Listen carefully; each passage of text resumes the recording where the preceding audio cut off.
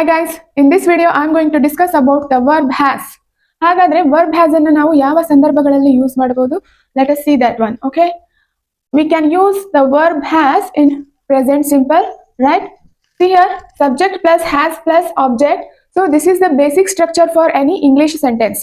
Okay, ಯಾವುದೇ ಒಂದು English sentence ಬರಿಬೇಕಾದಾಗ ಈ ಬೇಸಿಕ್ ಸ್ಟ್ರಕ್ಚರ್ ಅದರಲ್ಲಿ ಇದ್ದೇ ಇರುತ್ತೆ, right? See here, she has a cat. ಅವಳ ಬಳಿ ಕ್ಯಾಟ್ ಇದೆ, ಬೆಕ್ಕು ಇದೆ, right? Has is used with he she it, that is third person singular. ನಾವು ಥರ್ಡ್ ಪರ್ಸನ್ ಸಿಂಗುಲರ್ ಇದ್ದಾಗ ಹ್ಯಾಸ್ ಯೂಸ್ ಮಾಡ್ತೀವಿ, ರೈಟ್? ಅದು ಹಿ ಶಿ ಇಟ್ ಅನ್ನೋದೇನಿದು ಪ್ರನೌನ್ ಆಗಿರ್ಬೋದು, ನೌನ್ ಆಗಿರ್ಬೋದು, ಅದ್ರ ಮುಂದೆ ಹ್ಯಾಸ್ ಬರುತ್ತೆ, ರೈಟ್? ಹಾಗಾದ್ರೆ ಹ್ಯಾವ್ ಯಾವಾಗ ಯೂಸ್ ಮಾಡ್ತೀವಿ ನಾವು? I, you, we, they, right? So I and we are grammatical first person, right? ನಾನು ಮತ್ತೆ ನಾವು. You is the second person, right? ನೀವು. They is the plural third person. I, you, we, they ಇದ್ದಾಗ ನಾವು verb have ಅನ್ನ use ಮಾಡ್ತೀವಿ, right? He, she, it third person singular ಇದ್ದಾಗ verb has ಅನ್ನ ಯೂಸ್ ಮಾಡ್ತೀವಿ. ಮತ್ತೆ ನೌನ್ ಇದ್ದಾಗ ಕೂಡ ಸಿಂಗುಲರ್ ನಾಮಪದದ ಮುಂದೆನೂ ಕೂಡ ನಾವು ಹ್ಯಾಸ್ ಅನ್ನ ಯೂಸ್ ಮಾಡ್ತೀವಿ, right? See here, have and has both are used to show possession, means ownership of something. Has ಮತ್ತೆ have ಎರಡೂ ಕೂಡ ಯಾವುದೇ ವಸ್ತು ಅಥವಾ ಯಾವುದೇ ಪ್ರಾಣಿಯ ಮೇಲೆ ತಮ್ಮ ಮಾಲೀಕತ್ವವನ್ನ ಹೊಂದಿರುವುದರ ಬಗ್ಗೆ ತಿಳಿಸಿಕೊಡುತ್ತವೆ. ಯಾವುದು? have ಮತ್ತೆ has. Okay, see here, in this video we are only discussing about has, right? So he, she, it ಇದ್ದಾಗ ಏನ್ ಬರುತ್ತೆ? has ಬರುತ್ತೆ. Remember this. Okay, see here, she has a cat. ಅವಳು ಬೆಕ್ಕನ್ನು ಹೊಂದಿದ್ದಾಳೆ ಅಥವಾ ಅವಳ ಬಳಿ ಬೆಕ್ಕು ಇದೆ, right? Radha has a new job. ರಾಧಾಗೆ ಹೊಸ ಕೆಲಸ ಸಿಕ್ಕಿದೆ, right? See here, Radha, this is the noun, right? So singular noun ಇದ್ದಾಗ ಕೂಡ ನಾವು ಹ್ಯಾಸ್ ಯೂಸ್ ಮಾಡ್ತೀವಿ, right? He has a headache. ಅವನಿಗೆ ತಲೆನೋವು ಇದೆ, right? The cat has blue eyes. ಆ ಬೆಕ್ಕು ನೀಲಿ ಕಣ್ಣುಗಳನ್ನು ಹೊಂದಿದೆ ಅಥವಾ ಆ ಬೆಕ್ಕಿನ ಕಣ್ಣುಗಳು ನೀಲಿ ಬಣ್ಣದ್ದಾಗಿದೆ ಅಂತ ಅರ್ಥ. Okay, see here, she is the subject here plus has, cat is the object here, right? So this is the basic structure to write any English sentence. Okay, so these sentences are in simple present. Illi has main verb agi kelsa madutte, right? Then how you are going to write these sentences in negative form? ನಕಾರಾತ್ಮಕ ವಾಕ್ಯಗಳನ್ನಾಗಿ ಹೇಗೆ convert ಮಾಡ್ತೀರಾ ಹಾಗಾದ್ರೆ? See here, she has a cat. How to write in negative form? She does not have a cat. ಅವಳು ಬೆಕ್ಕನ್ನು ಹೊಂದಿಲ್ಲ. See here, does not contraction is doesn't. She doesn't have a cat, right? ಇಲ್ಲಿ ಮತ್ತೆ doesn't has ಬರೋದಿಲ್ಲ ಮತ್ತೆ. Okay, that is wrong. Doesn't have, she doesn't have cat. This is the grammatically correct sentence. Okay, see here next, Radha has a new job. You can only make this sentence. Radha doesn't have a new job. Radha ಯಾವುದೇ ಹೊಸ ಕೆಲಸವನ್ನು ಹೊಂದಿಲ್ಲ ಅಥವಾ ಸಿಕ್ಕಿಲ್ಲ, right? Radha doesn't have a new job, right? Next, he doesn't have a headache. ಅವನಿಗೆ ಯಾವುದೇ ತಲೆನೋವು ಇಲ್ಲ, right? Then how you are going to write this one? The cat doesn't have blue eyes. ಆ ಬೆಕ್ಕು ನೀಲಿ ಕಣ್ಣುಗಳನ್ನು ಹೊಂದಿಲ್ಲ, right? So like this you can make negative sentences. Another thing, you cannot write she hasn't a cat. Don't write like this. This is grammatically wrong. She hasn't a cat, so there is no sense. Okay, this one is wrong. When you are using in simple present, has anna simple present alli use ಮಾಡಿದಾಗ ನಾವು does not use ಮಾಡ್ತೀವಿ. Okay, don't write like this. hasn't ಬರೋದಿಲ್ಲ ಇಲ್ಲಿ simple present ಅಲ್ಲಿ. Okay, next example hasn't use ಆಗುತ್ತೆ, ಅದನ್ನ ಹೇಳ್ತೀನಿ. Okay, so negative form ಮಾಡೋದನ್ನ ನಾವು ನೋಡಿದ್ವಿ. Okay, see here, how to make these sentences in questioning form. Question form ಅಲ್ಲಿ ಹೇಗೆ ಮಾಡೋದು ಹಾಗಾದ್ರೆ? See here, she has a cat. This is in positive form, right? First ಏನ್ ಬರುತ್ತೆ ಕ್ವಶನ್ ಕೇಳುವಾಗ? ಡಸ್ ಬರುತ್ತೆ, right? Does she have a cat. ಅವಳು ಬೆಕ್ಕನ್ನು ಹೊಂದಿದ್ದಾಳಾ ಅಥವಾ ಅವಳ ಬಳಿ ಬೆಕ್ಕು ಇದೆಯಾ, right? Does she have a cat, right? ಮತ್ತೆ ಡಸ್ ಶಿ ಹ್ಯಾಸ್ ಬರೋದಿಲ್ಲ ಇಲ್ಲಿ. ಓಕೆ, ಹ್ಯಾವ್ ಯೂಸ್ ಮಾಡಬೇಕು ಕ್ವಶನ್ ಕೇಳುವಾಗ, ರೈಟ್? ಡಸ್ ಬಂದಾಗ ಇಲ್ಲಿ ಹ್ಯಾವ್ ಬರುತ್ತೆ ಎರಡು ಫಾರ್ಮ್ ಅಲ್ಲಿ, ನೆಗೆಟಿವ್ ಫಾರ್ಮ್ ಅಲ್ಲಿ ಮತ್ತೆ ಕ್ವಶನ್ ಫಾರ್ಮ್ ಅಲ್ಲಿ. Okay, see here next, Radha has a new job. How you are going to convert this into questioning form. Does ಇಲ್ಲಿ ಶಿ ಇದೆ, ಶಿ ಅನ್ನೋದೇನಿದು ಪ್ರನೌನ್. ನಾವು ಪ್ರನೌನ್ ಬದಲು ಇಲ್ಲಿ ನೌನ್ ಯೂಸ್ ಮಾಡ್ತೀವಿ, right? Does Radha have a new job? ರಾಧಾಳಿಗೆ ಹೊಸ ಕೆಲಸ ಸಿಕ್ಕಿದೆಯಾ, right? Next, he has a headache. Does ಇಲ್ಲಿ ಯಾವ ಪ್ರನೌನ್ ಬರುತ್ತೆ? Does he have a headache? ಅವನಿಗೆ ತಲೆನೋವು ಇದೆಯಾ? Okay. Next, does the cat have blue eyes? ಆ ಬೆಕ್ಕಿಗೆ ನೀಲಿ ಕಣ್ಣುಗಳು ಇವೆಯಾ, right? So like this you can make negative and questioning form using does in simple present. Let us see next context in which we are going to use verb has. ಹಾಗಾದ್ರೆ ಇನ್ನೊಂದು ಯಾವ ಸಂದರ್ಭದಲ್ಲಿ ನಾವು verb has ಅನ್ನು use ಮಾಡಬಹುದು?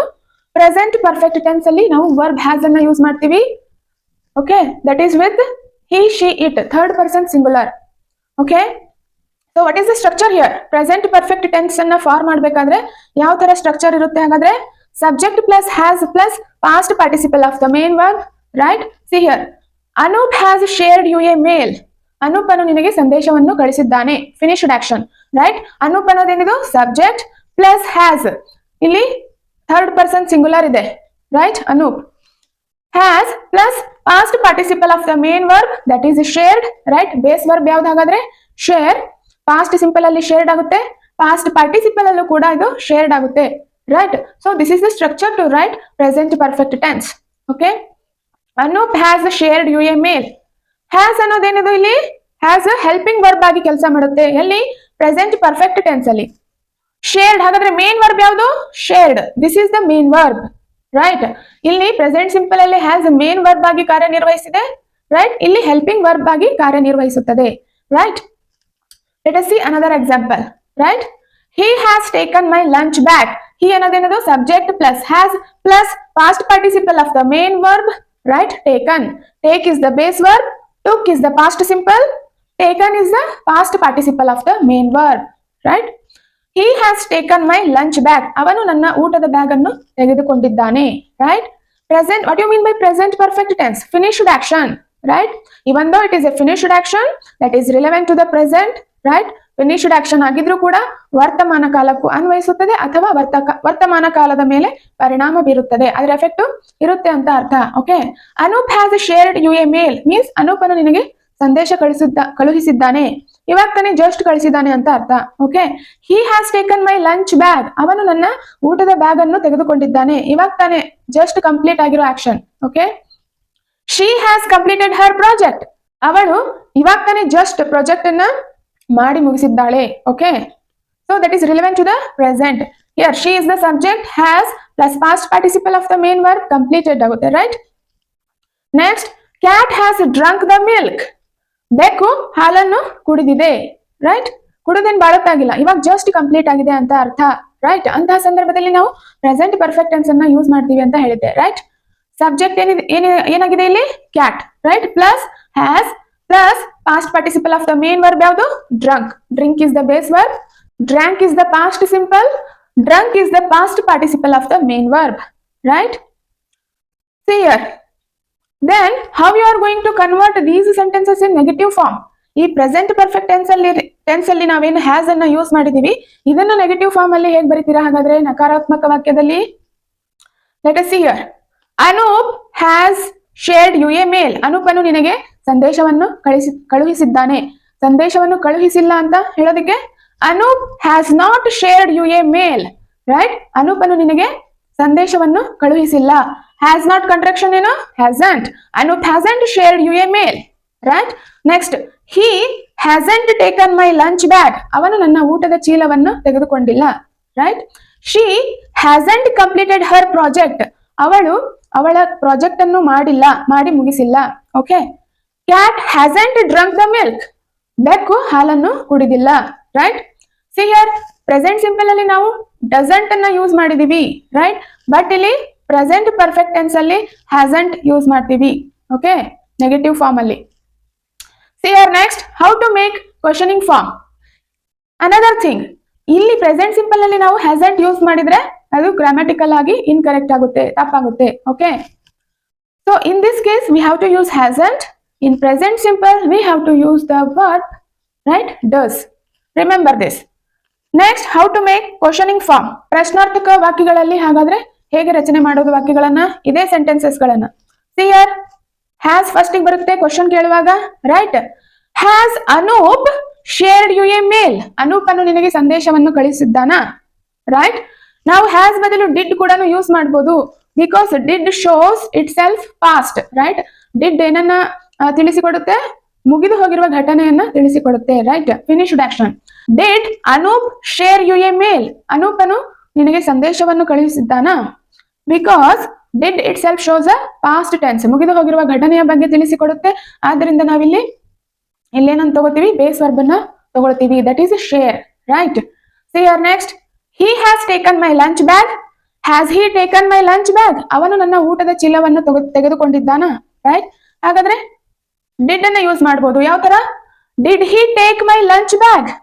ಅವನು ನನ್ನ ಊಟದ ಚೀಲವನ್ನು ತೆಗೆದುಕೊಂಡಿದ್ದಾನಾ, ರೈಟ್. ನಾವು base form of the verb ಅನ್ನ ಯೂಸ್ ಮಾಡಿದೀವಿ, that is take, right. Did ಅನ್ನ ಯೂಸ್ ಮಾಡಿದಾಗ, remember this, okay. Next, she has completed her project. Has she completed her project? ಅವಳ ಪ್ರಾಜೆಕ್ಟ್ ಅನ್ನ ಮಾಡಿ ಮುಗಿಸಿದ್ದಾಳ, right. Did she complete her project? ಅವಳ project ಅನ್ನ ಮಾಡಿ ಮುಗಿಸಿದ್ದಾಳ, right. Next, has cat drunk the milk? ಬೆಕ್ಕು ಹಾಲನ್ನ ಕುಡಿದಿದೆಯಾ, right. Did cat drink the milk? ಬೆಕ್ಕು ಹಾಲನ್ನ ಕುಡಿದಿದೆಯಾ, okay. Like this you can make questioning sentences using both has and did. ಇವೆರಡನ್ನು ಬಳಸಿ ನೀವು ಕ್ವಶನಿಂಗ್ ಫಾರ್ಮ್ ಅನ್ನ ಮಾಡಬಹುದು, ಎಲ್ಲಿ, ಪ್ರೆಸೆಂಟ್ ಪರ್ಫೆಕ್ಟ್ ಟೆನ್ಸ್ ಅಲ್ಲಿ, okay. So I will repeat it once again. See here, don't use hasn't here when you have written has in simple present. has ಅನ್ನು simple present ಆಗಿ use ಮಾಡಿದಾಗ ನಾವಿಲ್ಲಿ hasn't use ಮಾಡೋದಿಲ್ಲ. The cat hasn't, don't write like this, hasn't, okay. The cat hasn't blue eyes. He hasn't a headache. Radha hasn't a new job, like this, okay. Simple present ಅಲ್ಲಿ has ಅನ್ನ use ಮಾಡಿದಾಗ ನಾವು ಈ ಎರಡು form ಅಲ್ಲಿ does ಅನ್ನ use ಮಾಡ್ತೀವಿ, okay. Remember these things. So this is all about verb has. I hope this is clear to you. Catch you in the next video.